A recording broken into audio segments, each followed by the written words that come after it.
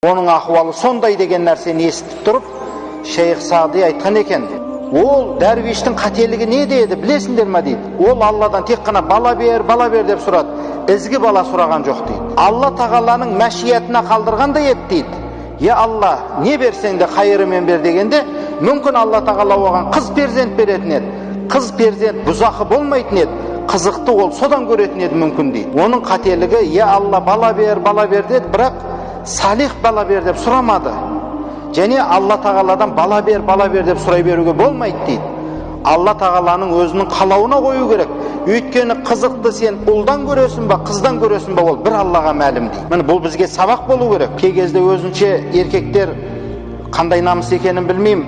Бала тумай әйелі қыз туса намыстанады. Еркек туса өзінше кім туды десе, бала туды. Еркектен еркек туады деп қояды өздерінше. Қыз туып атқандар, әйелдер қыз туып атқандар еркек емес па?